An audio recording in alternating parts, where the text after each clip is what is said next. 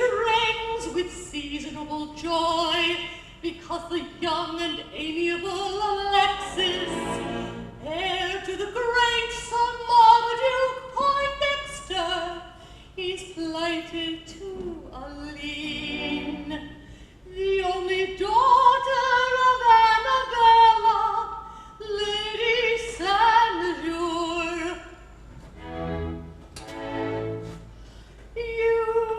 You alone are sad out of spirits. What is the reason? Speak, my daughter, speak.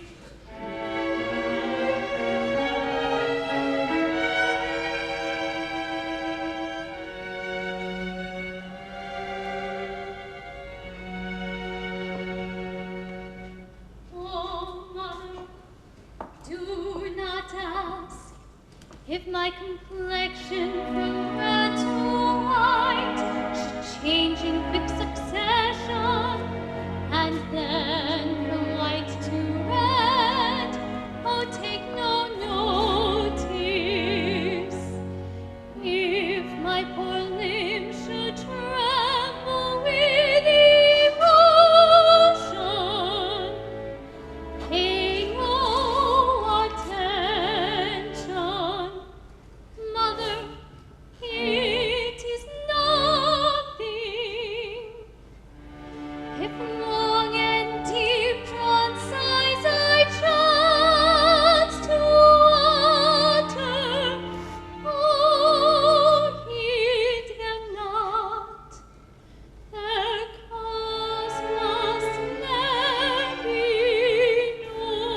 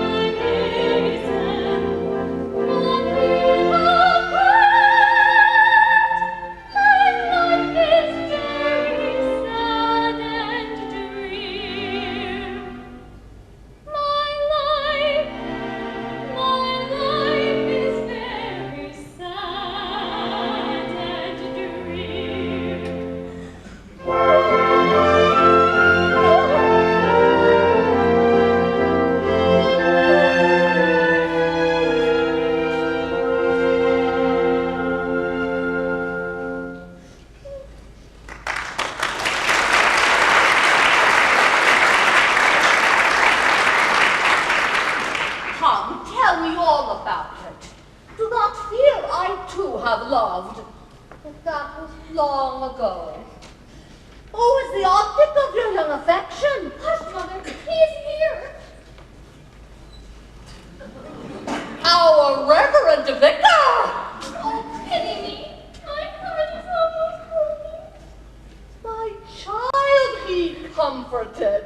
To such a union I shall not offer any opposition. Take him, he's yours. May you indeed be happy. But, Mother, he is not yours to give. That's true indeed. He might object. He might, but take heart. I'll probe him on the subject. Be comforted. Leave this affair to me.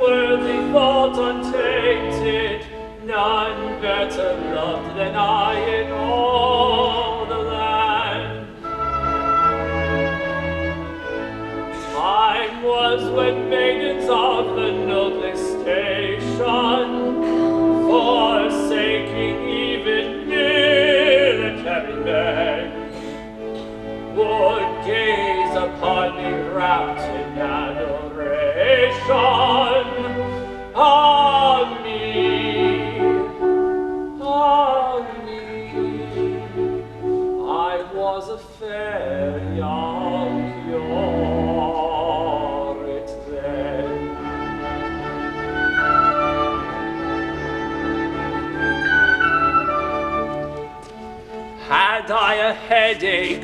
Sighed the maids assembled. Had I a cold?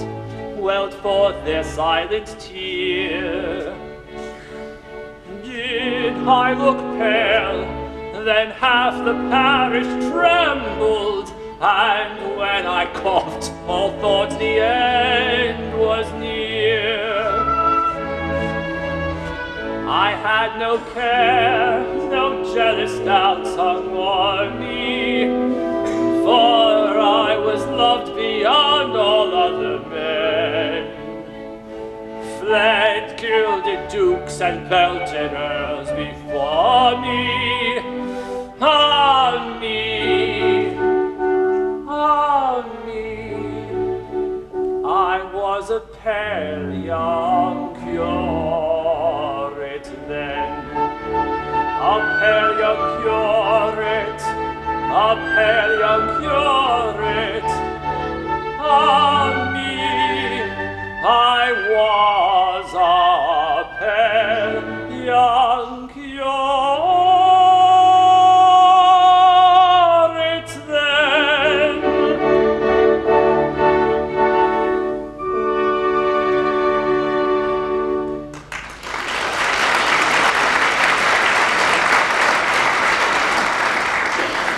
Good day, Reverend Sir. Ah, good Mrs. Bartlett, I'm glad to see you. And your little daughter, Constance, why, she is quite a little woman, I declare. Mother, I cannot speak to him. Yes, Reverend Sir, she is nearly 18 and as good a girl as ever stepped. Oh, sir, I am afraid I shall soon lose her. Dear me, you pain me very much. Is she delicate? Oh, no, I don't mean that. But young girls look to get married. Oh, I take you, to be sure. But there's plenty of time for that, Mrs. Bartlett. 4 or 5 years hence. 4 or 5 years hence. But when the time does arrive, I shall take much pleasure in marrying her myself. Oh, Mother! To some strapping young fellow in her own rank of life. He does not love me. I have often wondered, Reverend Sir, if you'll excuse the liberty, that you have never married. Be still my fluttering heart. A clergyman's wife does so much good in a village. Besides that, you are not as young as you were, and before very long, you will want somebody to nurse you and look after your little comforts. There is much truth in what you say, Mrs. Bartlett. I am indeed getting on in years, and a helpmate would cheer my declining days. Time was when it might have been, but I've left it too long. I am an old fogey now. Am I not? A very old fogey indeed. No, Mrs. Bartlett, my mind is quite made up. I shall live and die a solitary old bachelor. Come, dear one, don't fret. At a more fitting time, we will try again. We'll try again. Poor little girl. I'm afraid she has something on her mind. She is rather comely. Time was when this old heart would have throbbed in double time at the sight of such a fairy form. But tush, I'm puling. Here come the young Alexis and his proud and happy father. Let me dry this telltale tear. Sir Marmaduke, my dear young friend Alexis, on this most happy, most auspicious plighting, permit me as a true old friend to tender my best, my very best, congratulations. Sir, you are most obliging. Dr. Daly, my dear old tutor, and my valued pastor, I thank you from the bottom of my heart.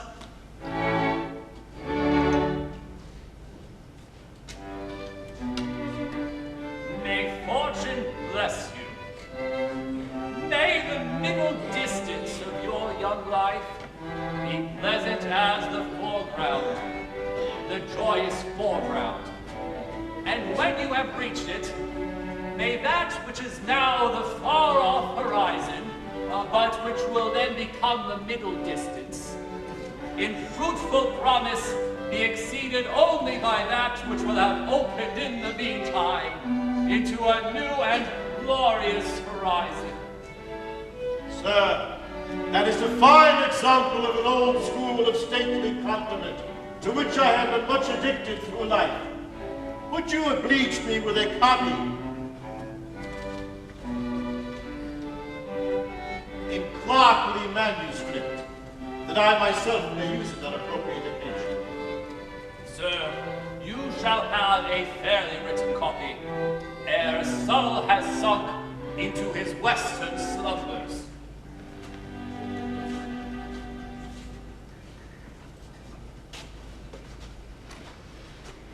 My son, your fiancé fiancée will be here in 5 minutes. Rouse yourself to receive her. Oh, rapture. Son, you are a very lucky fellow indeed, and I will not disguise from you that this union with the house of Saint-Leger realizes my fondest dreams. For Aline is rich, and she comes from a sufficiently old family, for she is the 7,037 in direct descent from Helen of Troy.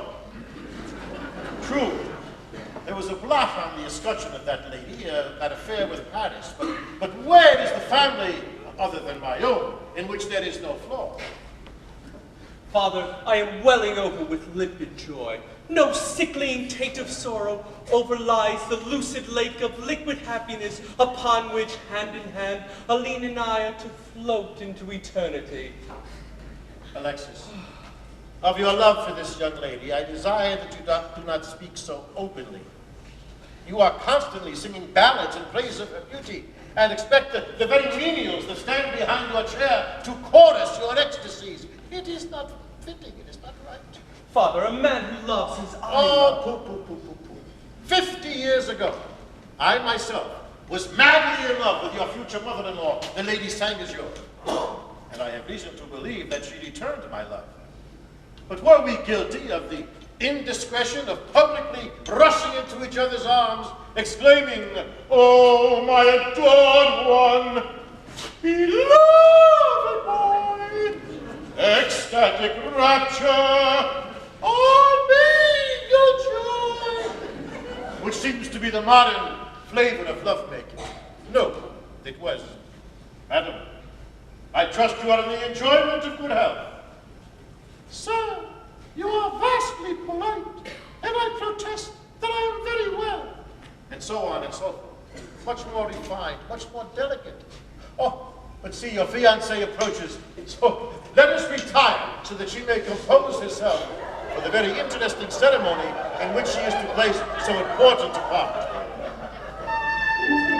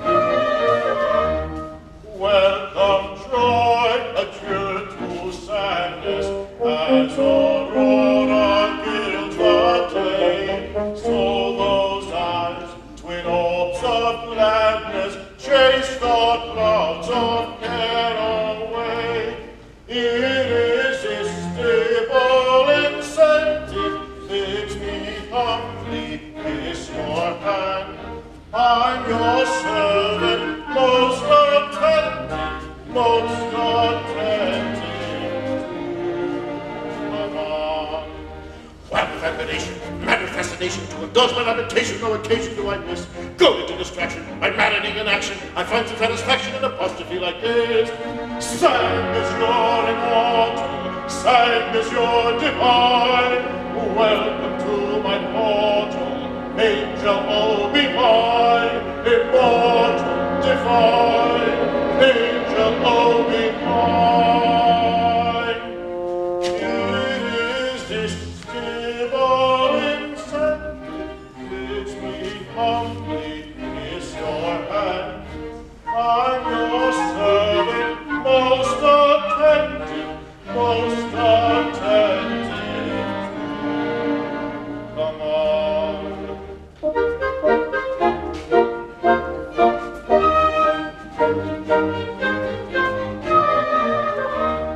Sir, I thank you most politely for your graceful courtesy. Compliment more truly lightly never yet was paid to me.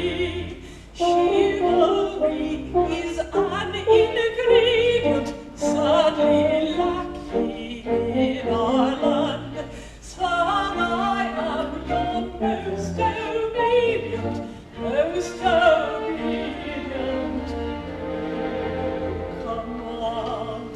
What veneration, mad with fascination, to indulge my lamentation, no occasion do I miss. Goaded to distraction, by maddening inaction, I find some satisfaction in apostrophe like this.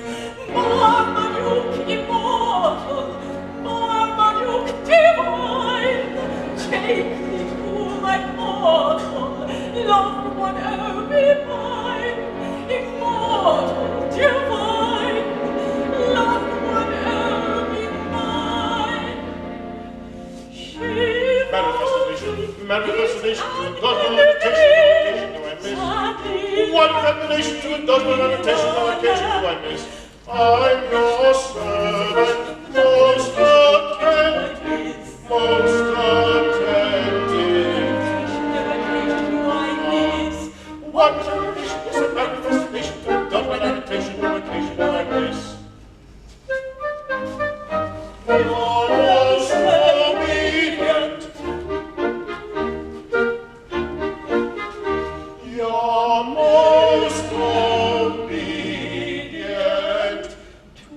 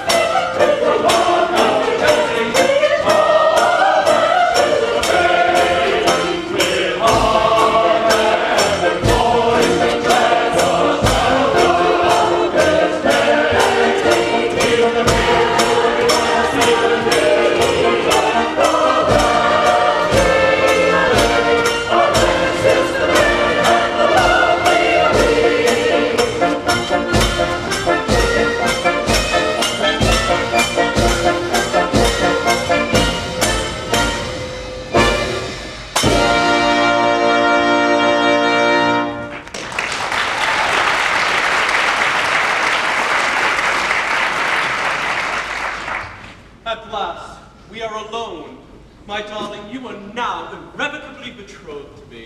Are you not very, very happy? Oh, Alexis, can you doubt it? Do I not love you beyond all others, and am I not beloved in return?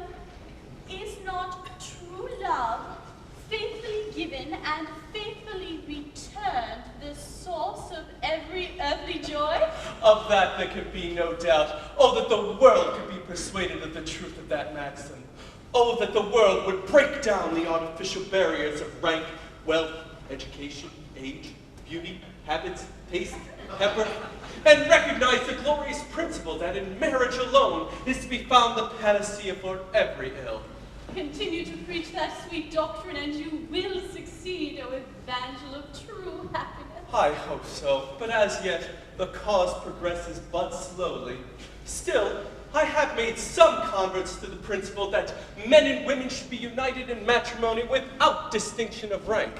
I have lectured on the subjects at mechanics institutes, and the mechanics were unanimous in favor of my views. I have preached in workhouses, beer shops, and lunatic asylums, and have been received with enthusiasm. I have addressed navvies on the advantages that would accrue to them were they to marry wealthy ladies of rank, and not to single navvy dissented. Noble fellows. And yet there are those who hold that the uneducated classes are not open to argument. Well, what do the countesses say? Why, at present it can't be denied. The aristocracy hold aloof. The true working man is intelligent after all.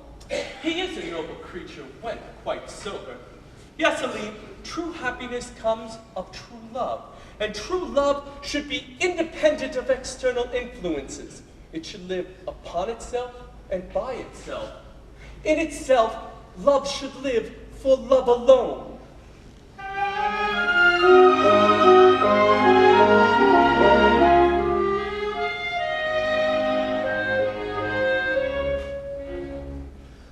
Love feeds on many kinds of food, I know. Some love for rank and some for beauty. Some give their hearts away for empty show, and others love for youth and beauty. To love for money all the world is prone. Some love themselves and live all lonely. Give me the love that loves for love alone. I love that love, I love it only. I love that love, I love it only. Give me the love that loves for love alone.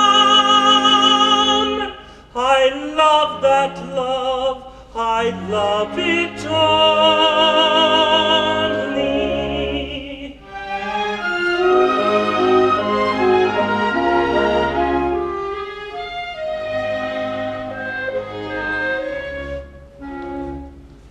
What man for any other joy can thirst, whose loving wife adores him duly?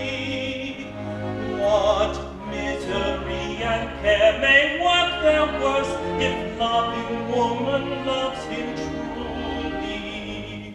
A lover's thoughts are ever with his own, none truly loved is ever lonely. Give me the love that loves for love alone. I love that love, I love it only. I love that love, I love it only. Give me the love that loves for love alone. I love that love, I love it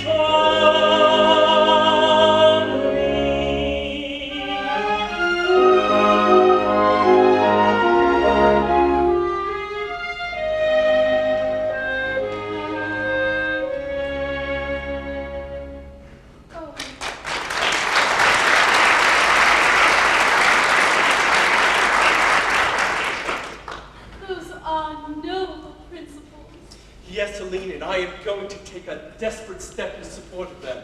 Have you ever heard of the firm of J.W. Wells and Company, the old established family sorcerers in Cimmeriax? I have seen their advertisement. Well, they have invented a filter which, if report can be believed, is simply infallible. I intend to distribute it throughout the village, and within half an hour of my doing so, there will not be an adult in the place who will not have learned the secret of pure and lasting happiness. What do you say to that? Well, dear, while a filter is a very useful thing in a house, still I don't quite see how it is the sort of thing that places its possessor on the very pinnacle of earthly joy. Aline, you misunderstand me, my dear. I didn't say filter. I said a filter. You don't mean a love potion. On the contrary, I do mean a love potion. Oh, Alexis, I don't think it would be right. I don't indeed. A real sorcerer? It would be downright wicked. Aline, is it or is it not a laudable object to steep the whole of the village up to its lips in love and to couple them in matrimony without distinction of age or rank? Unquestionably, but... Then, unpleasant as it must be to have recourse to supernatural aid, I must nevertheless pocket my aversion in deference to the great and good end I have in view. Hercules! Yes, sir. Is Mr. Wells in there? He's in the tent, sir. Refreshing. Oh, good. Would you ask him to be so good as to step this way, please? Yes, sir. Oh, Alexis, a real sorcerer? Well, I should be frightened to death.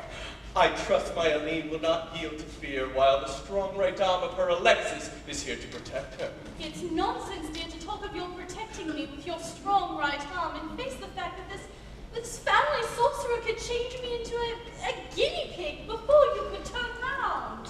Yes, he could turn you into a guinea pig, no doubt, but I don't think he would take such a liberty. They are a most reputable firm, and I do not think he would be guilty of so untradesmanlike an act. Good afternoon.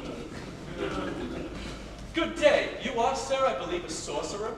Sir, we practice necromancy in all its branches. We've a choice assortment of divining rods, wishing caps, charms, amulets, and counter-charms. We can cast you a nativity at a very low figure, and we have an horoscope at 3 and 6 that we can guarantee.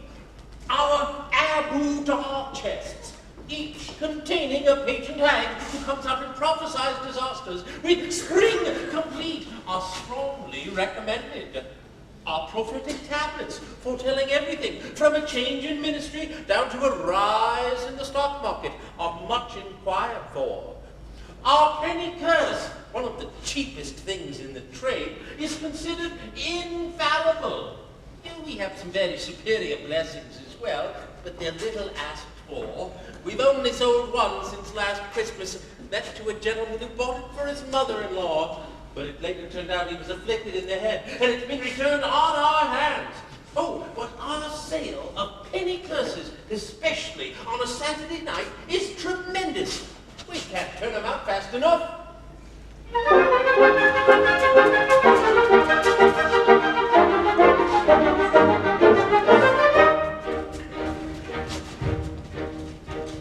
My name is John Wellington Wells. I'm a dealer in magic and spells, in blessings and curses, in ever-filled purses, in prophecies, witches and knells. If you want a proud foe to make tracks, if you'd melt a rich chocolate in wax, you've got to look in on the resident in number 70 Cimmeriax. We've a first-rate assortment of magic, and for raising a posthumous shade, with effects that are comic or tragic, there's no cheaper house in the trade. But filter we quantities of it, and for knowledge if anyone burns, we're keeping a very small profit, a profit who brings us unbounded returns.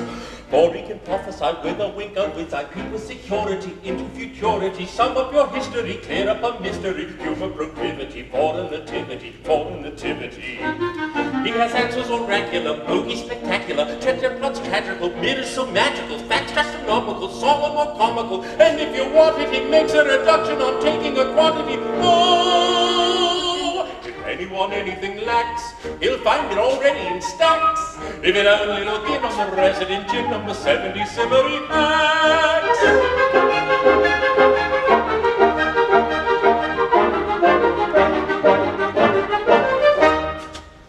can raise you hosts of ghosts, and that without reflectors, then the creepy things with wings, and gaunt and grisly specters.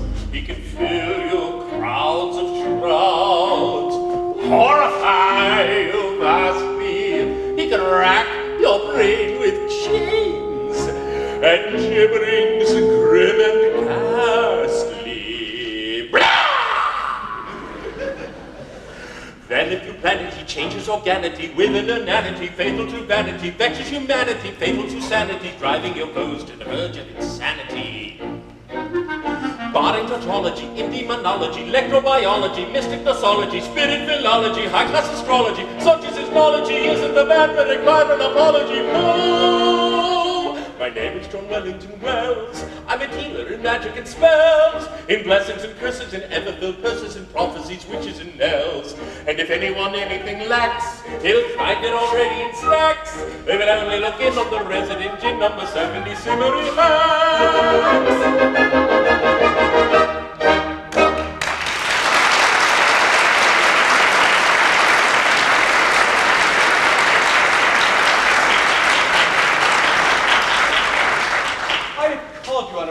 Important matter, sir.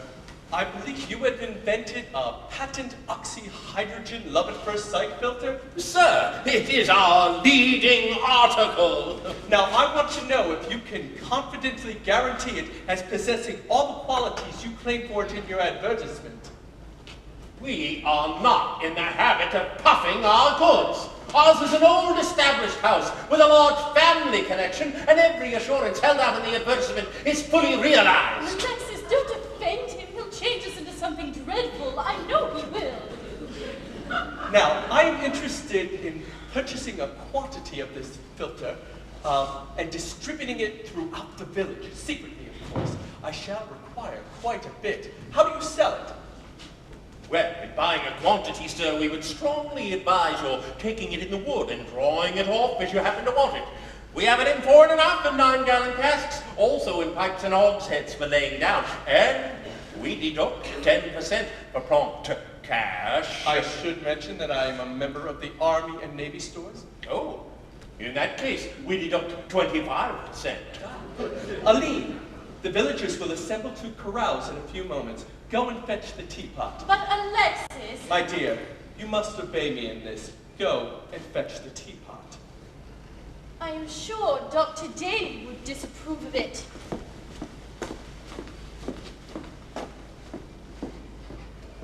And how soon does it take effect?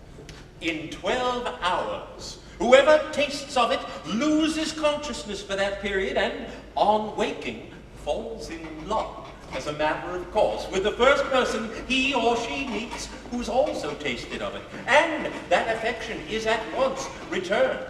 One trial will prove the fact. Good.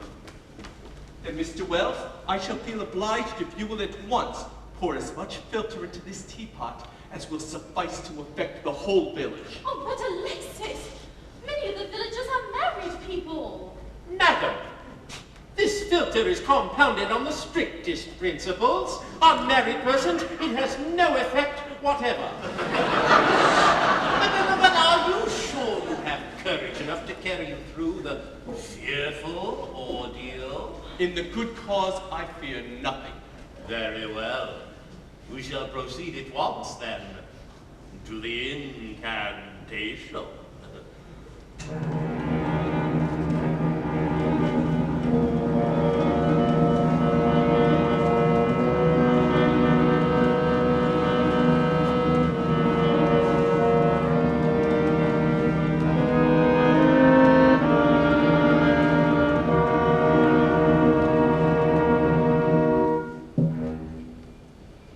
Sprites of earth and air, fiends of flame and fire, demon souls, peering shoals, this dreadful deed inspired.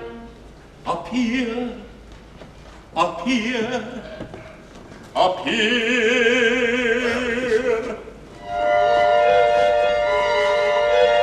The master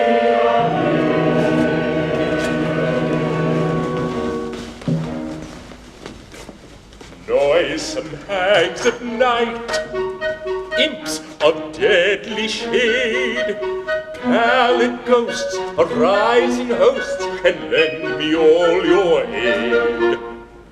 Appear, appear, appear.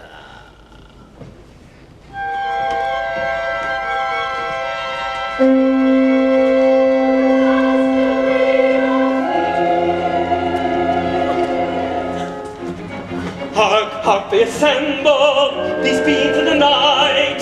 Oh, Alexis, I tremble, seek safety in flight. Let us fly to the far of light, where peace and plenty dwell, where the sigh of the silver strand is echoed in every shell. To the joys that light will give on the wings of love will fly, in innocence ever to live, in innocence ever to die, in innocence ever to live, ever to die, to live and die. Too late, too late. It may not be.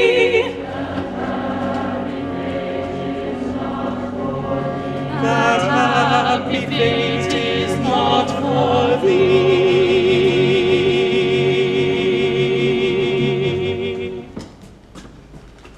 Now, shriveled hags with poison bags, discharge your loathsome loads. Spit, flame, and fire, unholy choir, belch forth your venom toads. Ye demons fell with yelp and yell, shed curses far afield.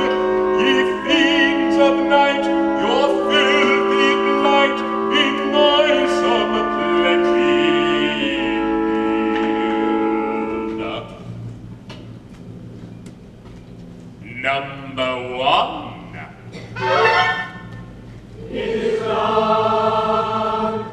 Number two.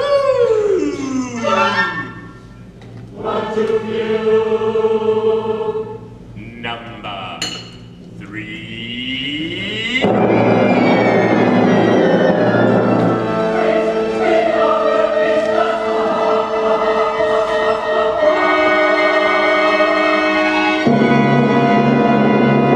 Let us fly to the far-off land where peace and plenty dwell, where the sigh of the silver strand is echoed in every shell. Let us fly, let us fly, let us fly, let us fly, let us fly, let us fly, let us fly, let us fly.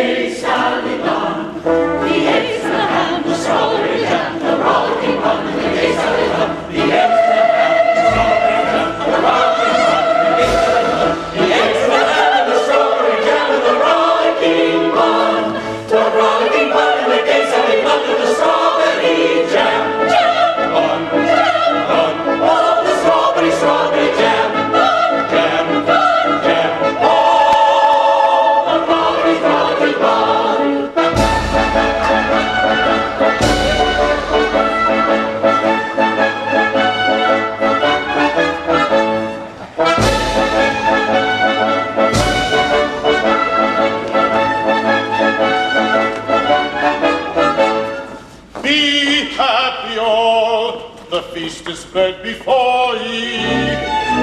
Fear nothing, but enjoy yourselves, I pray. Eat, I and drink, be merry, I implore ye. For once let thoughtless folly rule the day.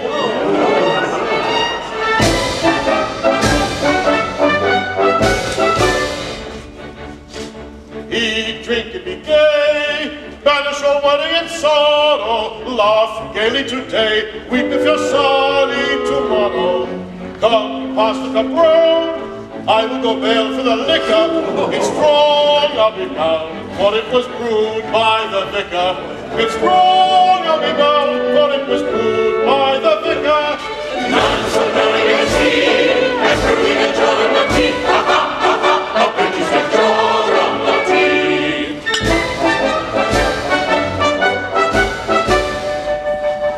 See they drink, of autumn heeding, the teacups clink.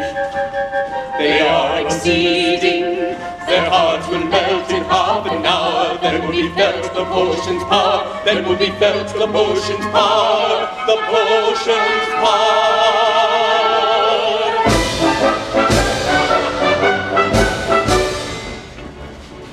Pain, trouble, and care, misery, heartache, and worry. Quick, out of your lair, get thee off gone in a hurry. Toil, sorrow, and thought, fly away quicker and quicker. 3 spoons to the pot, that is the brew of your vicar. 3 spoons to the pot, that is the brew of your vicar. None so merry as he, as brewing a jar of tea. Ha ha ha ha, a British jar of tea.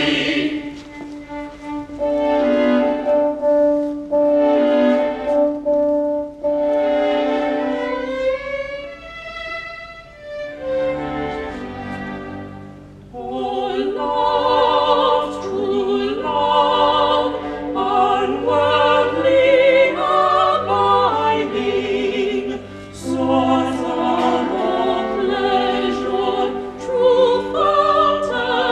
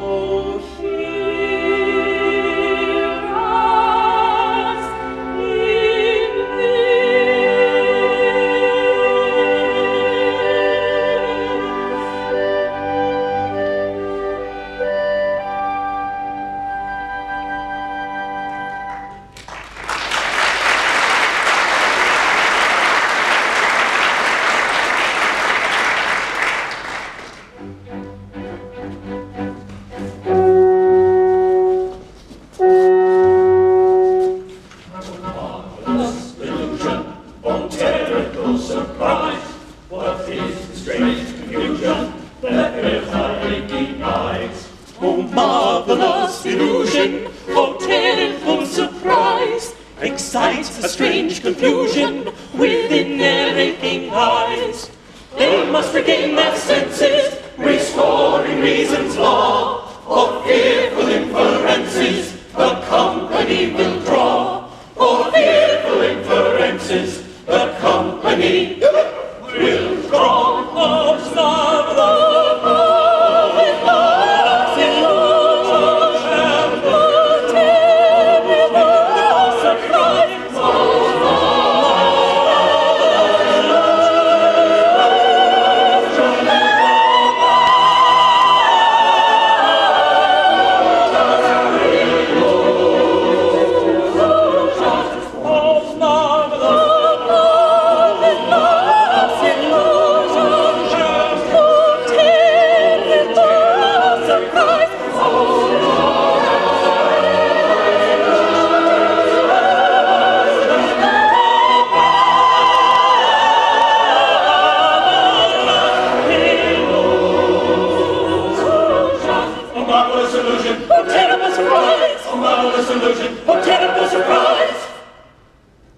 What is this strange confusion that veils my aching eyes?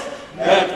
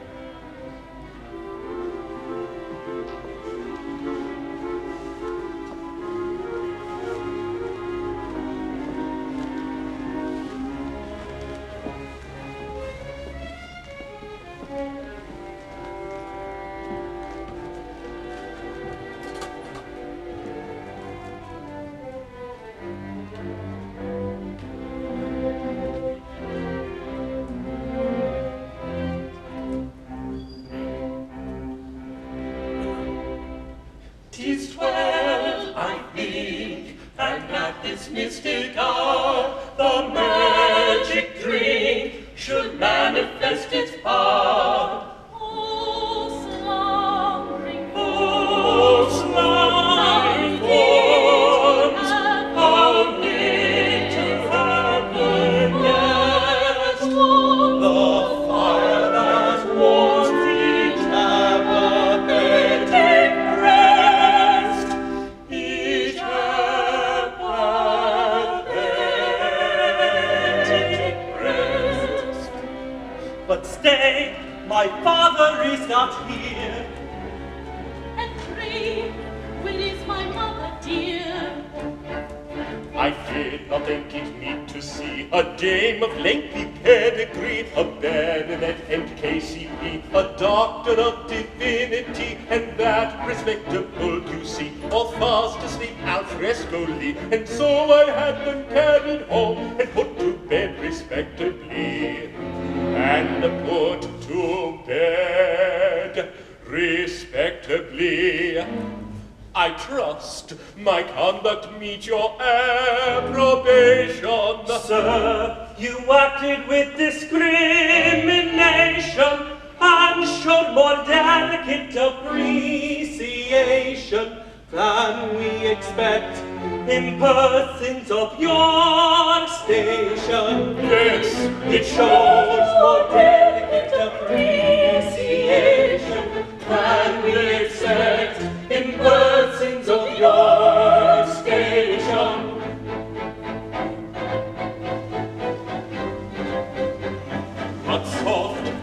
taken one by one. The spell has worked, the deed is done.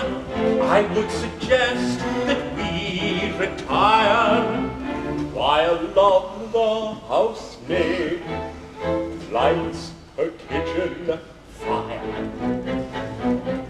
While Love the housemaid lights her kitchen fire.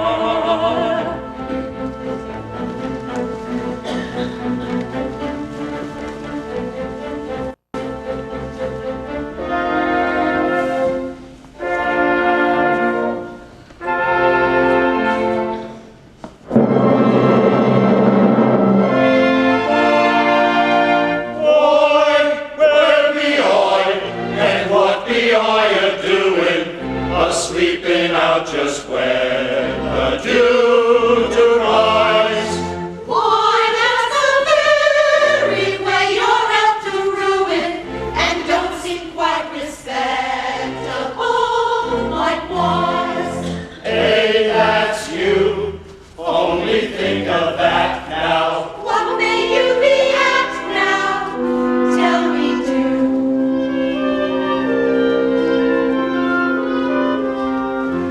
What a nose, and oh what eyes, miss. Lips like a rose, and cheeks like wise, miss.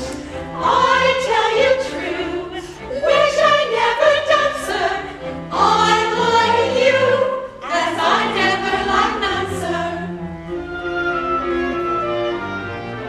Hey, what I do like you.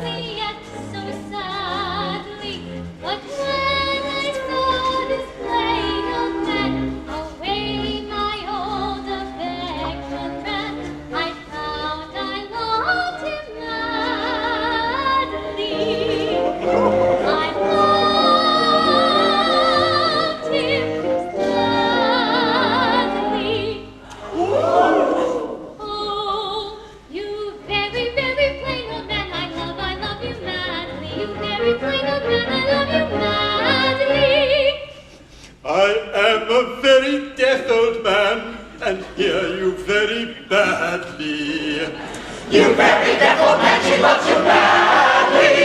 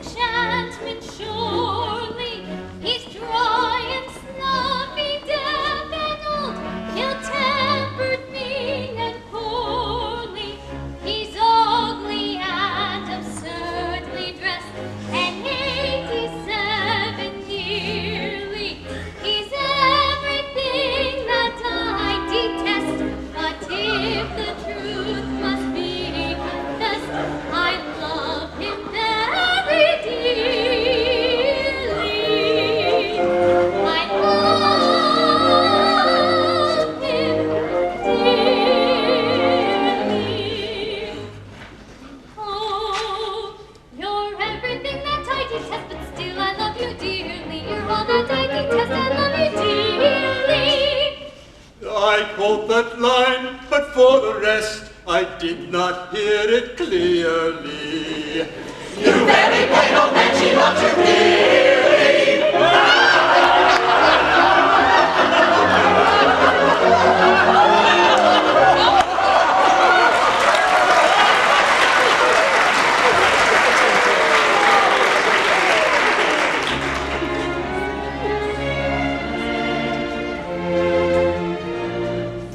Oh joy, the charm works well, and all are now united. The blind young boy obeys the spell, their troth they all have plighted.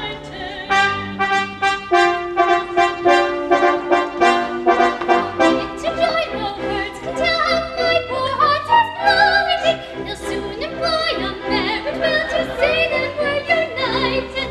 I do confess that anxious care my humble spirit vexes, and none will bless example rare of their beloved Alexis, of their Alexis. Oh joy to joy no words can tell how sweet or might be delighted. They'll soon employ a marriage will to say that they're united. True happiness reigns everywhere and dwells with both the sexes. And all will bless example rare of their beloved Alexis. True happiness reigns everywhere and dwells with both the sexes. All will bless example rare of their beloved Alexis. I do confess and anxious care my humble spirit beckons, and none will bless example rare of their beloved Alexis, of their Alexis. Oh joy, those words can tell us they are right united. Oh joy, the boy of marriage will say that we're united. True happiness reigns everywhere and dwells with both the sexes. None will bless example rare of their beloved Alexis. True happiness reigns everywhere and dwells with both the sexes. All will bless example rare of their beloved Alexis. Oh joy, oh joy. Oh joy, oh joy. Oh joy, oh joy. Oh joy, oh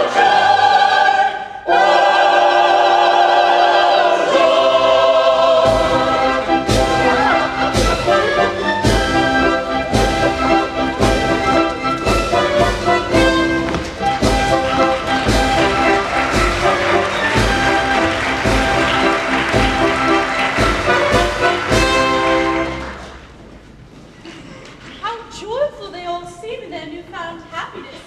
The whole village has paired up in the happiest manner. And yet, not a match has been made that the whole world would not consider ill-advised. But we are wiser, far wiser than the world. Observe the good that will come of these ill-assorted unions. The miserly wife will check the reckless expenditures of her too frivolous consort. The wealthy husband will shower innumerable bonnets on his penniless bride. And the lively young spouse will cheer the declining days of her aged partner with comic songs unceasing. What a delightful prospect for him. Yes, but one thing remains, that my happiness may be complete. You and I must drink the filter, that I may be assured of your love forever and ever. Alexis, do you doubt me? Is it necessary that love as ours should be secured by artificial means? Oh, no, no, no. Aline, time works terrible changes, and I wish to place our love beyond the chance of change. But it is already far beyond that chance, Alexis. Have faith in me, for my love could never, never change. Then you absolutely refuse. I do. If you don't have any faith in me, then you have no right to love me, no right to be loved by me. Enough, Aline. I shall know what to interpret by this refusal.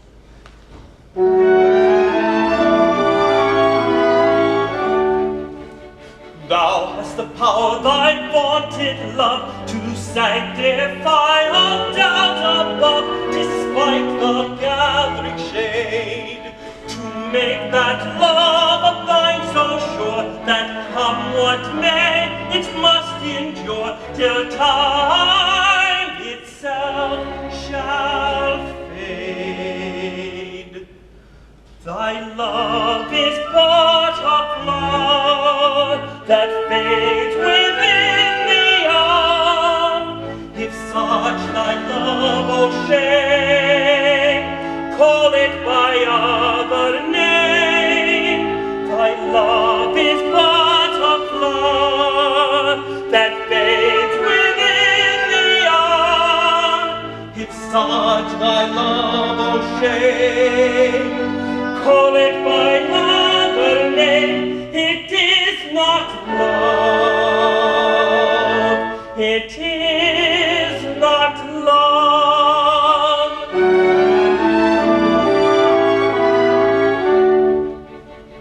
Thine is the power and thine alone to place me on some proud a throne that kings might envy me. A priceless throne of love untold, more rare than orient pearl and gold. But no, no, thou wouldst be free. Such love is like the ray that dies within the day. If such thy love, O shame, call it by other name. Thy love is like the ray that dies within the day. If such thy love, O shame, call it by other name. It is not love. It is not love.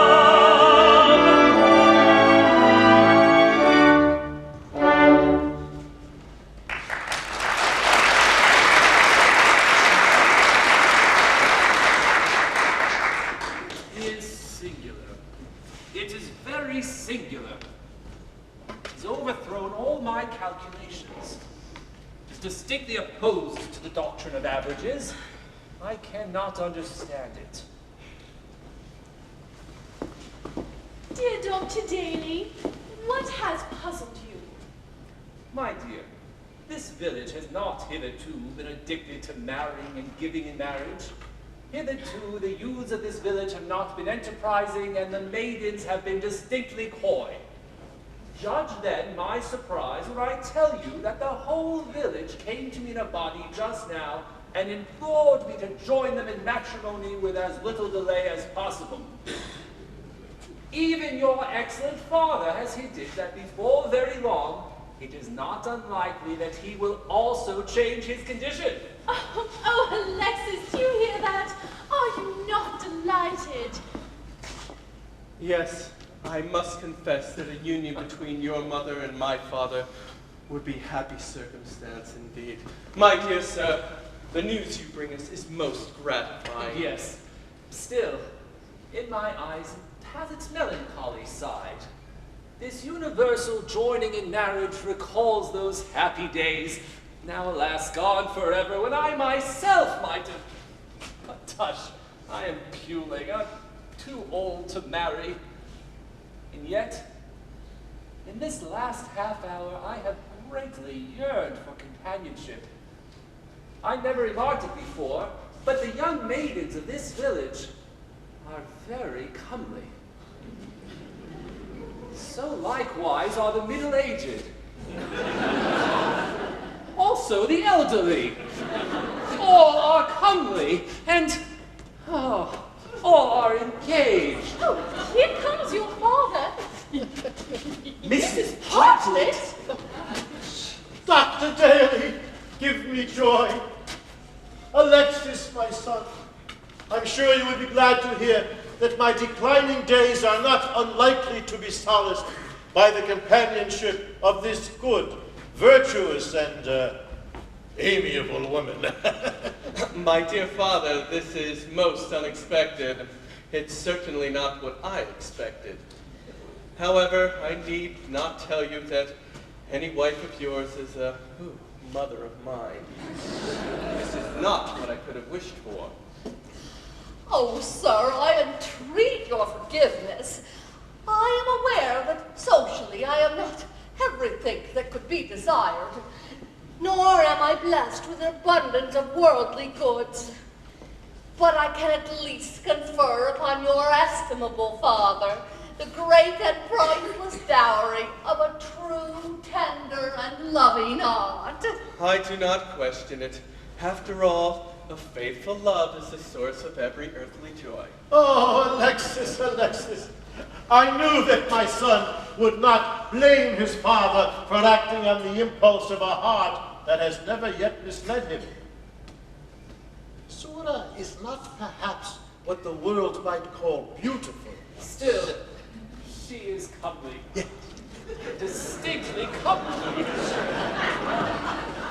Yes, Zora is very good, and very clean, and honest, and quite sober in her habits. And that is worth far more than beauty, dear Sir Marmaduke. Yes, beauty will fade and perish, like personal cleanliness is practically unknown, for it can be renewed whenever it shows symptoms of decay. My dear Sir Marmaduke, I heartily congratulate you. I rejoice that it's decided, happy now will be his life, for my father is provided with a kind and tender wife. She will tend him, nurse him, mend him, air his linen, dry his tears. Bless the thoughtful face that sent him such a wife to soothe his years. No young giddy, thoughtless maiden, full of graces, airs, and jeers, but a sober widow laden with the weight of 50 years. No high-born exacting beauty, shining like the jeweled sun, but a wife who'll do her duty as that duty should be done. She will tend him, nurse him, mend him, air his linen, dry his tears. Bless the thoughtful face that sent him such a wife to soothe his years. I'm no saucy minx and giddy, posses such as them abound, but a clean and tidy witty will be known for miles around. All the village now have mated, and the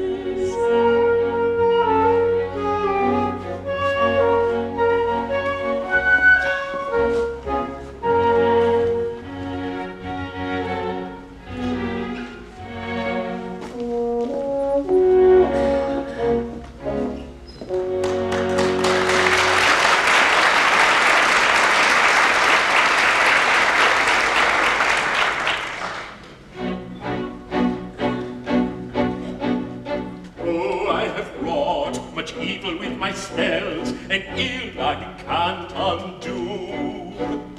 This is too bad of you, J.W. Wells. What wrong have they done you? And see, another lovelorn lady comes. Alas, poor stricken dame, her gentle pensiveness her life benumbs, and mine alone the blame. Alas, ah me, and well a day, I sigh for love as well I may, for I am very old and grey. But stay, what is this fairy form I see before me? Oh, horrible! She's going to adore me. This last catastrophe is overpowering. Why do you gaze at me with visage lowering? For pity's sake, recoil not but from me.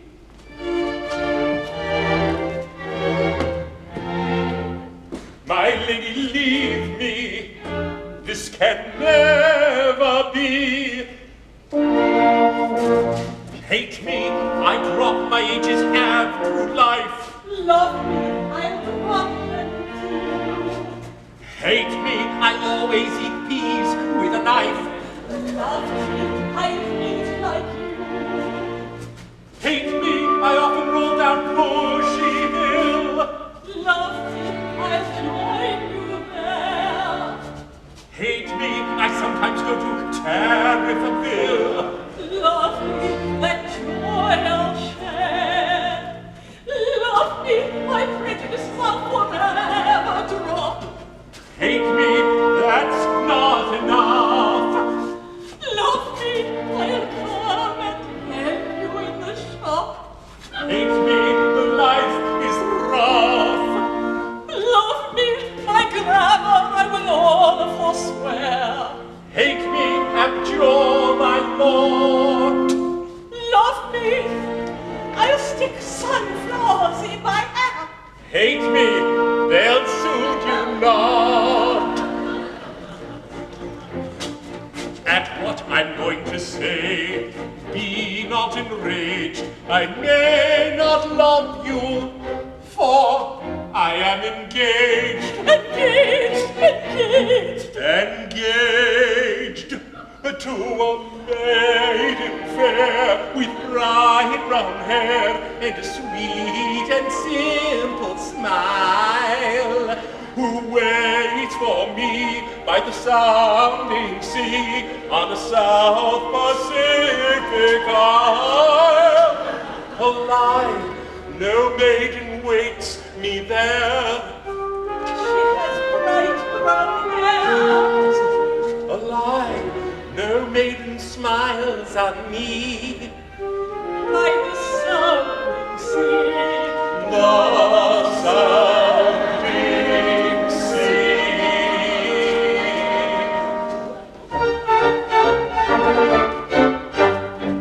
Oh, agony, rage, despair, the maiden has bright brown hair, and mine is as white as snow. False man, it will be your fault if I go to my family vault and bury my lifelong woe. Oh, agony, rage, despair, oh, where will this end, oh, where I should very much like to know. It will certainly be my fault if she goes to a family vault to bury a lifelong woe. It will certainly be my fault if she goes to a family vault. The family vault, the vault, the family vault, the family vault, the family vault, the vault, the family vault, the vault, the family vault, the family vault, the family vault, the family vault, the family vault. Yes, the family vault.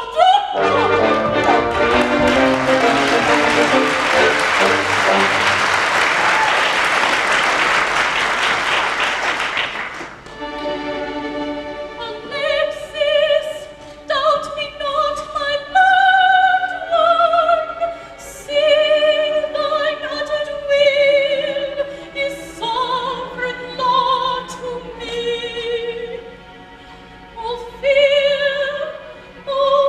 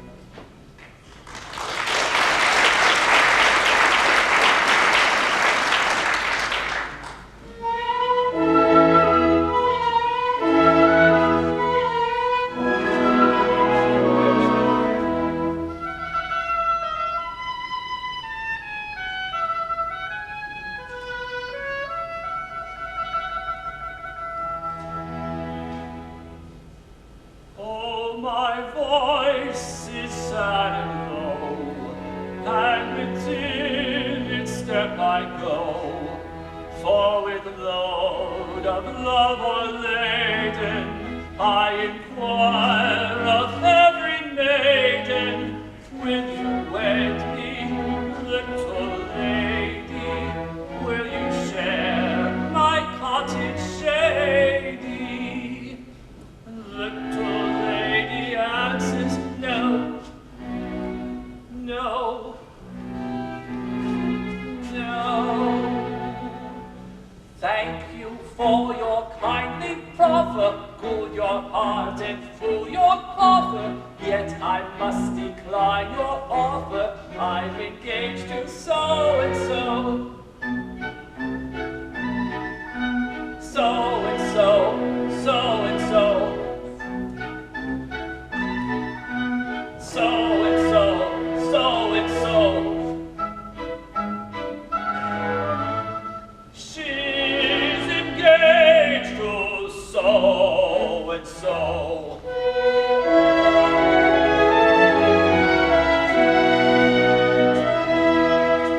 What a rogue young heart to pillage, what a worker of love's tillage. Every maiden in the village is engaged to so and so. So and so, so and so. So and so, so and so. All engaged to so and so.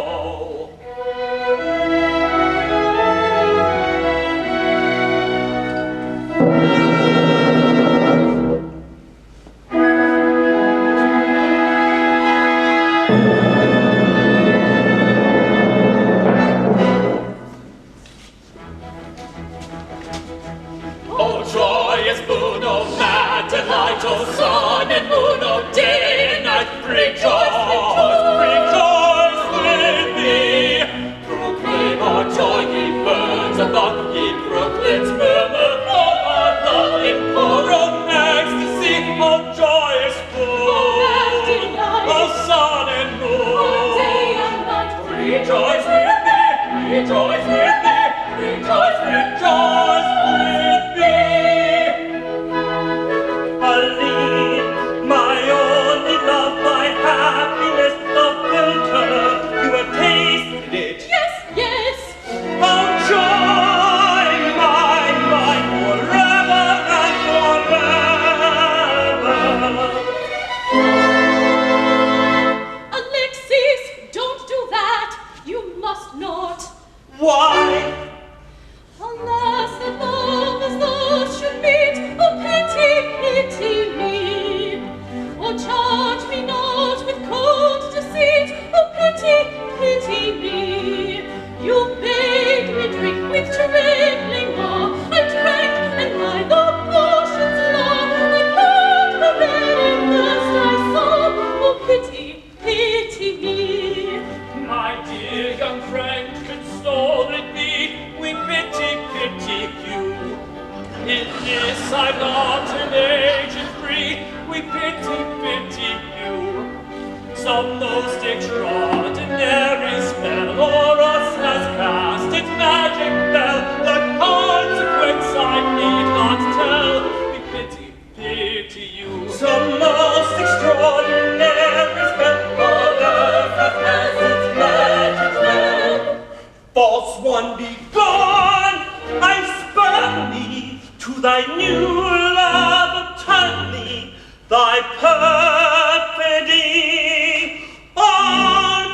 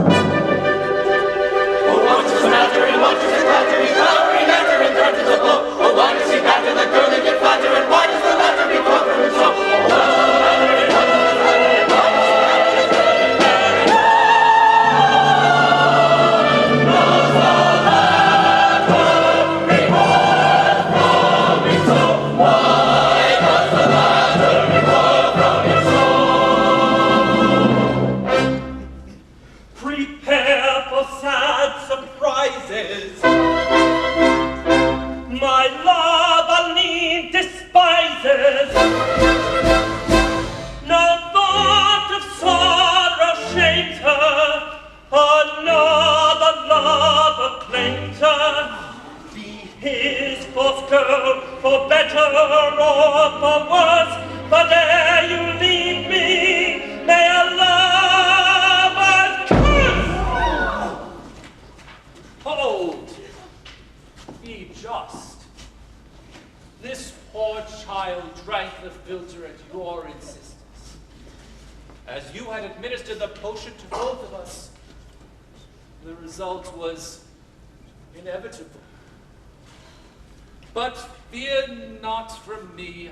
I will be no man's rival. I shall quit the country at once and bury my sorrow in the congenial gloom of a colonial bishopric. My excellent old friend, Mr. Wells. Mr. Wells, what is to be done? I do not know. And yet there is one means by which this spell may be broken. Name it. Just name it. Or you or I must yield his life up to Rimines. I would rather it were you. I would have no hesitation in sacrificing my own life to spare yours, but we take stock next week, and it would not be fair on the company. Well, I am ready. No, Alexis! Alexis, it must not be! Oh, Mr. Wells, if he must die that all may be restored to their old loves, what is to become of me? I should be left out in the cold with no love to be restored to. True, I did not think of that. My friends, I will leave it up to you. My fate is in your hands.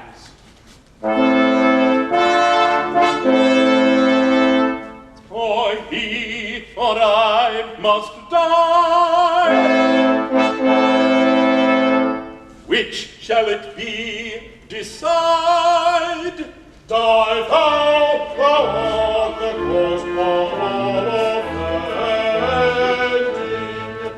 Die thou, give thou to this decree unbending. Die thou, die thou, die thou. So be it, I submit, my fate is sealed to popular opinion. Thus I yield. Be happy all, leave me to my despair. I go, it matters not with whom or where.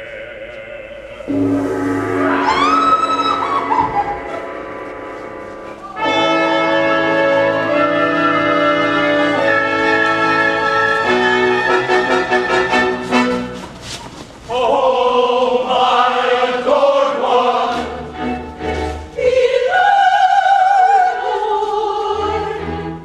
ecstatic rapture,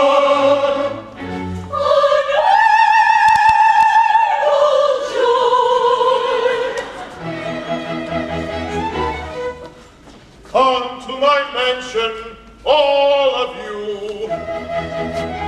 At least we'll crown our rapture with another feast.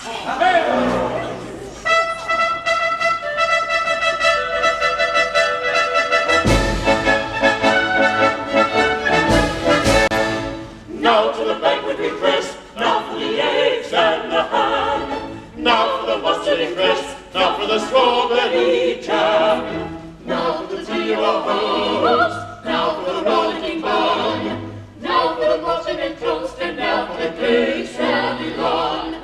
Now for the muffin and toast, and now for the gay Sally Lunn. The eggs and the ham and the strawberry jam, the rollicking bun and the gay Sally Lunn. The eggs and the ham and the strawberry jam, the rollicking bun and the gay Sally Lunn. The eggs and the ham and the strawberry jam and the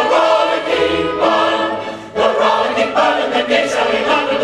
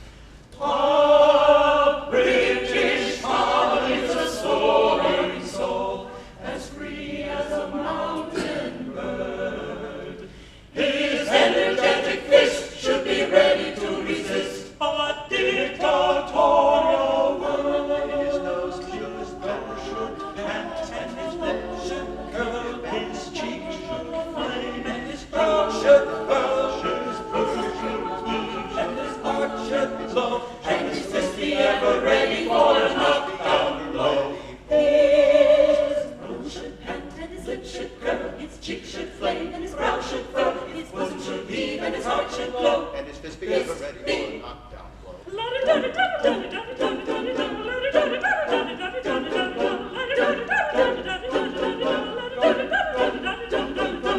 His eye should flash with an inborn fire, his brow with scorn be wrung. He never should bow down to a domineering frown, or the tang of a tyrant tongue. His foot should snap, and his throat should growl, and his hair should twirl, and his face should scowl, his sky should flash, and his breast grow through, and this should be his customary attitude. His foot should stamp, and his throat should growl, his head should twirl, and his face should scowl, his eyes should flash, and his breast grow true, and this should be his customary attitude.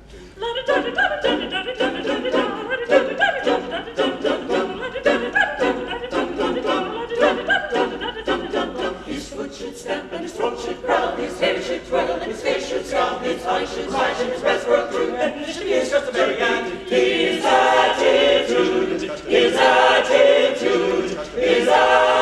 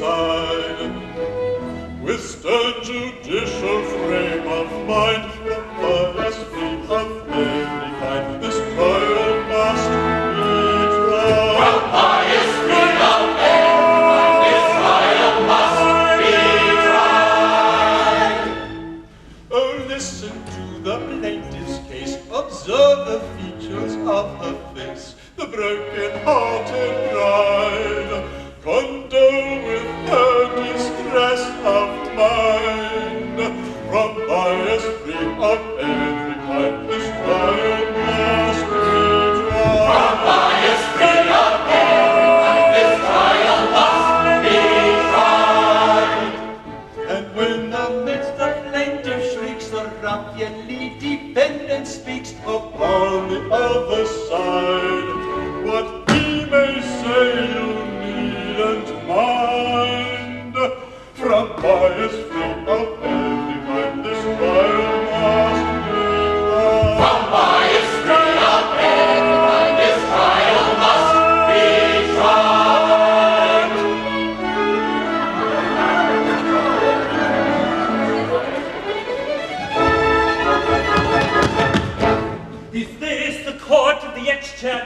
pecker.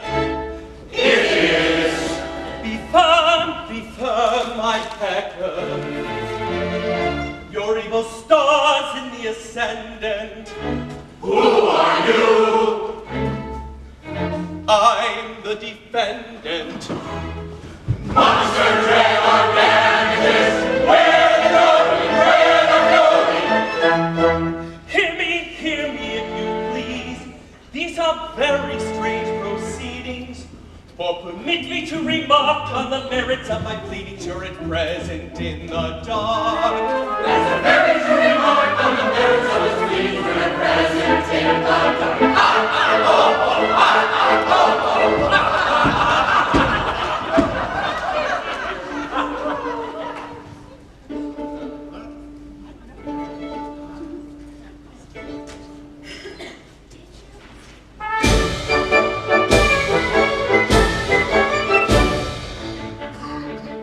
When first my old love I knew, my bosom welled with joy.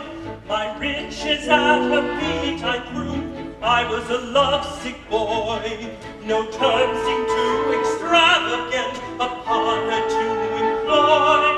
I used to mope and sigh and pant, just like a lovesick boy. Tick-a-tank, tick-a-tank, tick-a-tank, tick-a-tank, tick-a-tank, tick-a-tank, tick-a-tank, tick-a-tank. I used to mope and sigh and pant, just like a lovesick boy.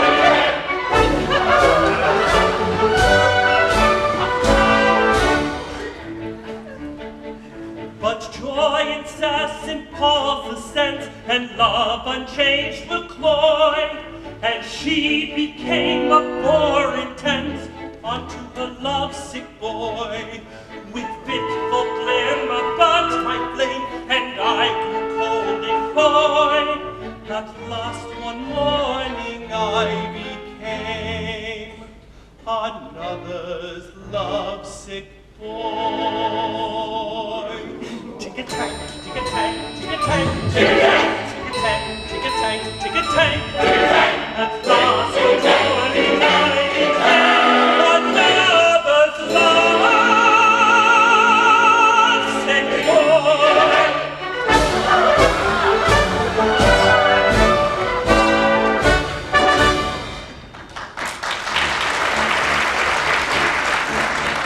I was like that when a lad, a shocking young scamp of a rover. I behaved like a regular cad, but that sort of thing is all over.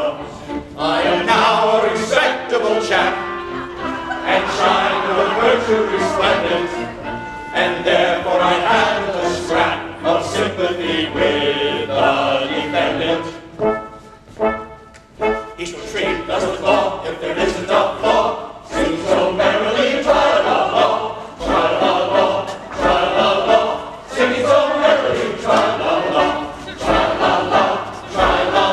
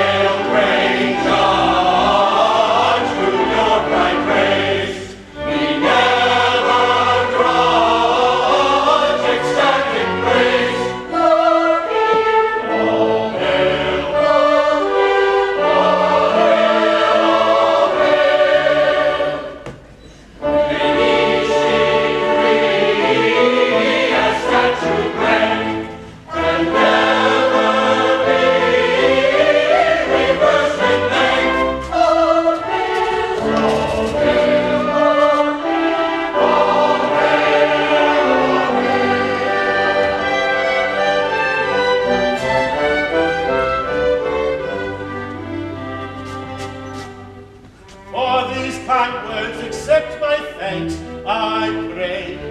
A breach of promise we've to try today.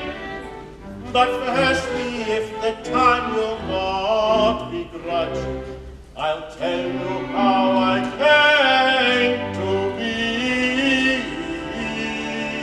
a judge. You tell us how, you tell us how we fared. I'll tell you how. You tell us how. I'll tell you how. You tell us how we came to be our judge. Let me speak. Let him speak. Let me speak. Let him speak. Let me speak.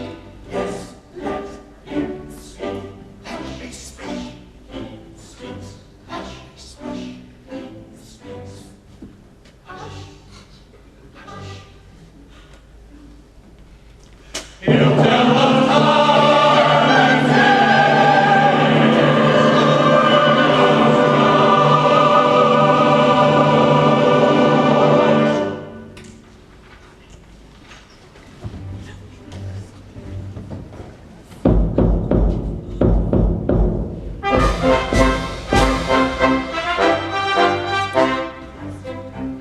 When I, good friends, was called to the bar, had an appetite fresh and hearty, for I was as many young barristers are, an impecunious party. Had a swallowtail coat of a beautiful blue, a brief which I bought of a booby, a couple of shirts and a collar or two, and a ring that looked like a ruby.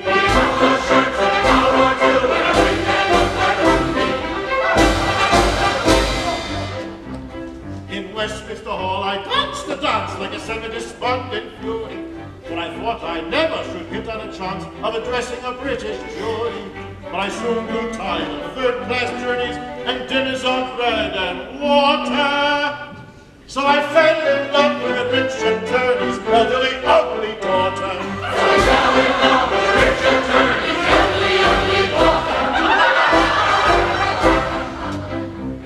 The rich attorney, he jumped with joy and replied to me fond professions. You shall eat the rewards of your pluck, me boy, at the Bailey in Middlesex Sessions.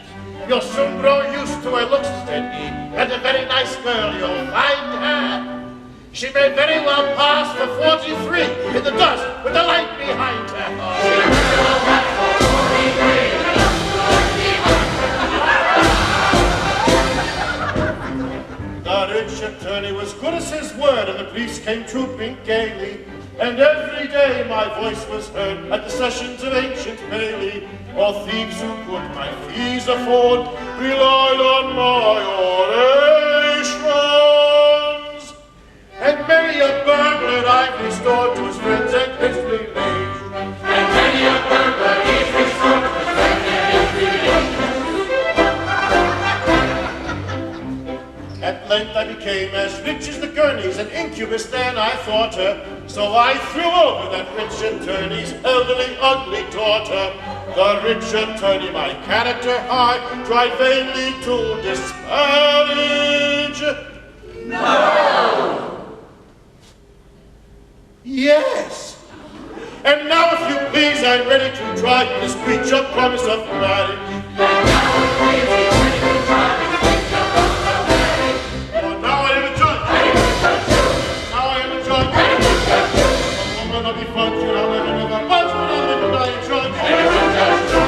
And it's my job. And it's my job too. And it's my job. And it's my job too. Oh, it's painted to the mark that my being made a mob was effected by a job. And a good job.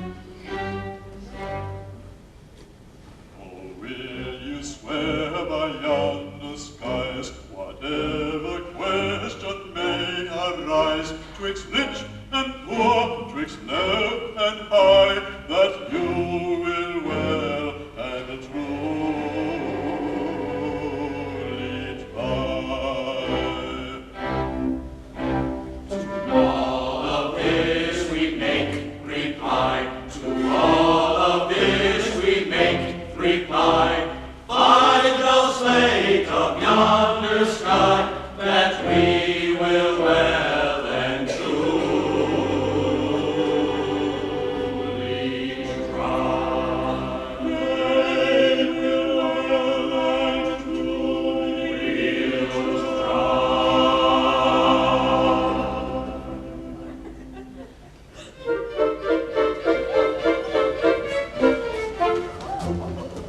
Where is the plaintiff? Let her now be brought. Oh, Angelina, come thou into court.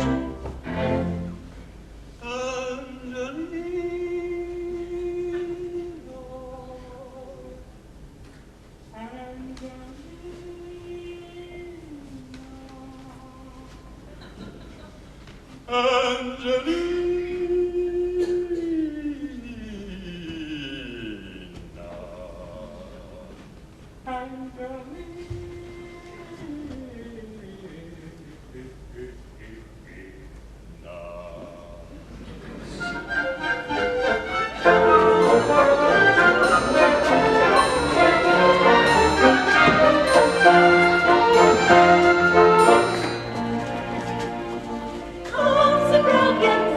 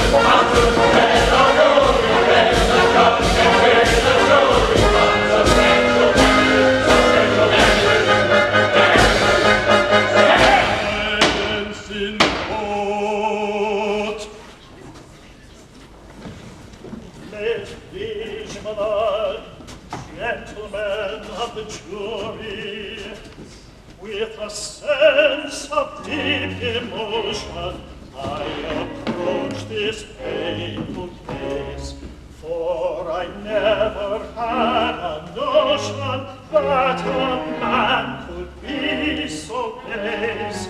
Oh, deceit a girl confiding, vows it said are dividing. He deceived a girl confiding, vows it said are dividing. See my interesting client, him of a heart as wild. See the traitor called defiant, where soon Massilia smile. Sweet is smile my client on him, coyly and gently on him. Sweet is smile his client on him, coyly and gently on him. Swiftly fled each honeyed hour, spent with this unmanly hell. Cameron became a man Arcadian bell. Breathing concentrated not to an existence of what. Breathing concentrated not to an existence of water. Picturing my client naming and insisting on the day. Picture him excuses flaming, going from her far away. Don't be criminal to do so, for the maid I want her to so. Don't be criminal to do so, for the maid I want her to so. Cheer up, my pretty, oh, cheer up, cheer up, we love you. Cheer up, cheer up, we love you.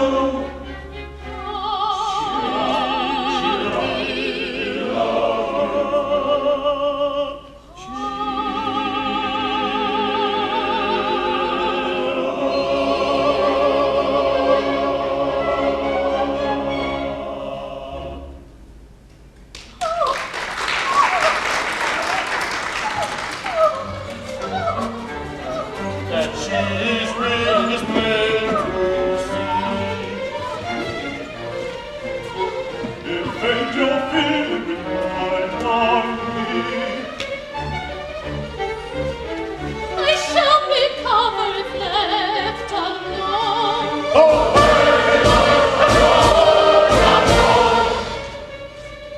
just like a father I wish to be. Or if you'd rather ride on me, I'll fetch some water to park alone. Praise that father alone, monster. Let our fury praise the judge and praise the jury, monster.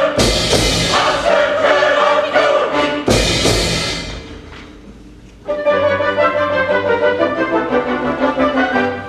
Oh, gentlemen, listen, I pray, the way that my heart has been raging. Of nature, the laws I obey, for nature is constantly changing. The moon in her phases is found, the time and the wind and the weather. The months in succession come round, and you don't fight Mondays together. Ah, consider the moral, I pray, nor bring a young fellow to sorrow, who loves his young lady today and loves that young lady tomorrow. Consider the moral, I pray, nor bring a young fellow to sorrow, who loves his young lady today and loves that young lady tomorrow. You cannot eat breakfast all day, nor is it the act of a sinner, when breakfast is taken away, to turn his attention to dinner. And it's not the rate to believe, to look upon him as a glutton, who when he is tired of beef, determines to tackle the mutton. But this I'm willing to say, if it would appease your sorrow, I'll marry this lady today, and I'll marry the other tomorrow.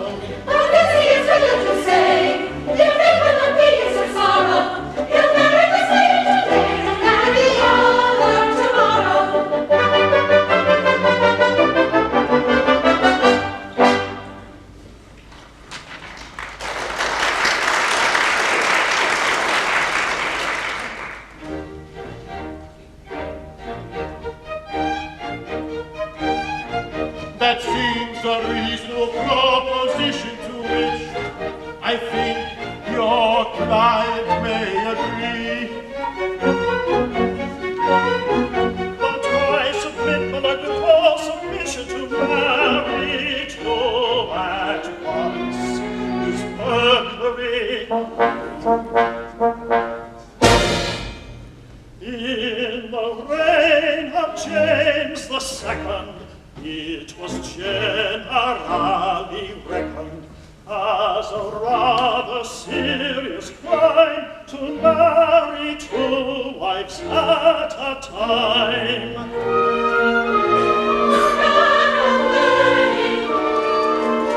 O man of learning,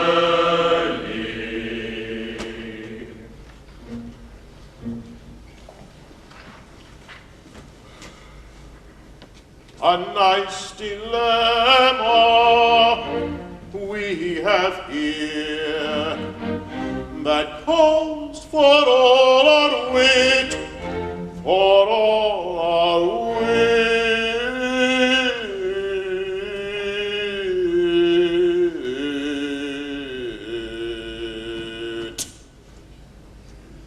And at this stage, it don't appear that we can settle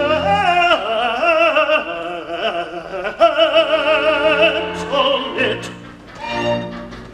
If I to wed the girl and love, a breach to surely be.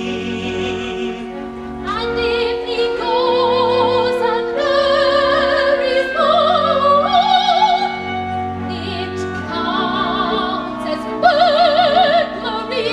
A nice dilemma. A nice dilemma. Nice dilemma we have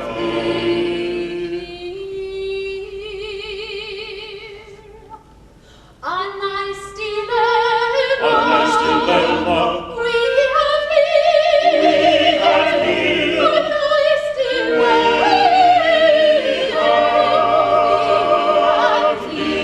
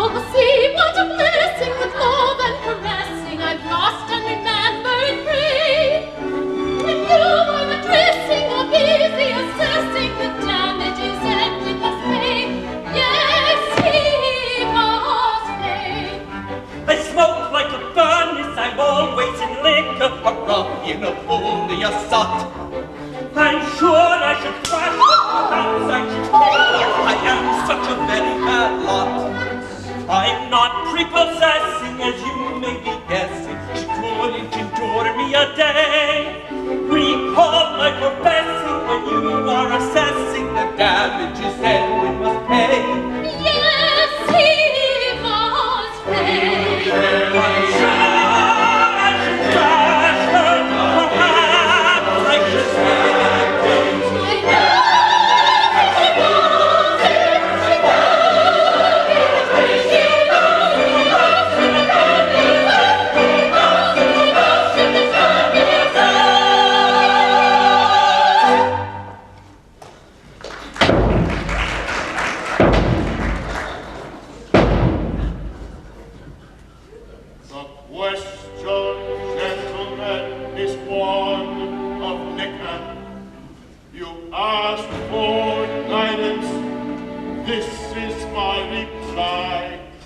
He says, when tipsy, he would thrash and kick her. Let's make him tipsy, gentlemen, and try with all respect. I do object. I do object. I don't object. With all respect, I do object. I do object. With all respect, I do object. I do object. I do object.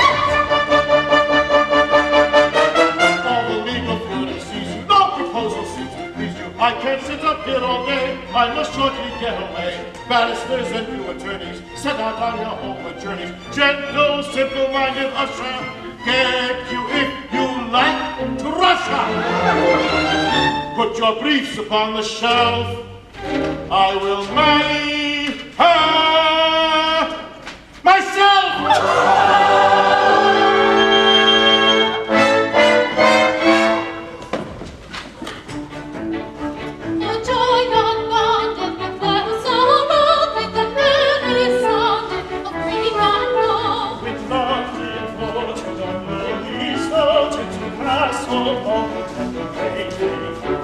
I wonder whether they'll live together in marriage tether, in marriage room. It seems to me, sir, such as this, a judge is peace and a good judge too. Oh, joy unbounded, with wealth surrounded, the knell is sounded, a brief and bold. It seems to me, sir, as such as she, sir, a judge is he, and a good judge too. Oh, joy unbounded, with wealth surrounded, the knell is sounded, a brief and bold. It seems to me, sir, as such as she, sir, a judge is he, sir, and a good judge too. Yes, I am a judge. And a good judge too. Yes, I am a judge. And a good judge too. Go homeward now, you trudge, you declare my laws fudge, yet a beauty I'm a judge. And a good judge too. The defendant is a snob. And a great snob too. The defendant is a snob. And a great snob too. The defendant is a snob. He'll be warning from his mob. So they settle with a job and a good job.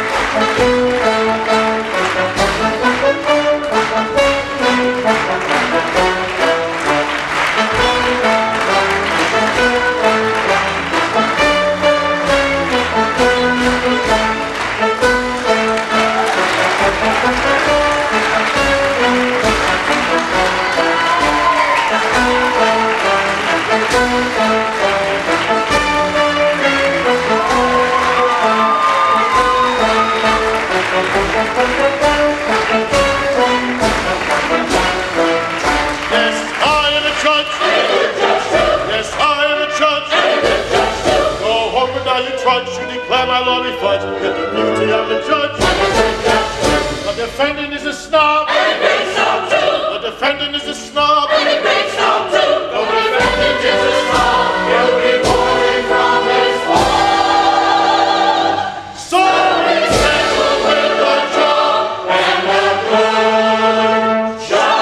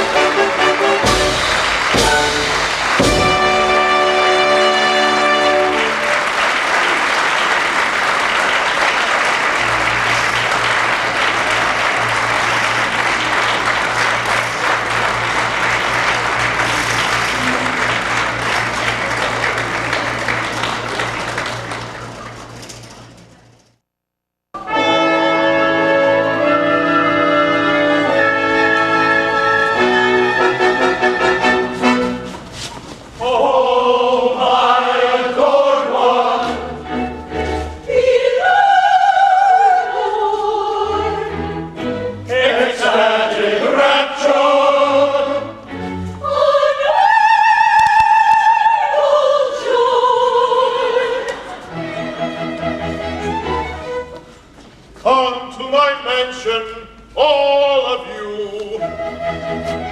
At least we'll crown our rapture with another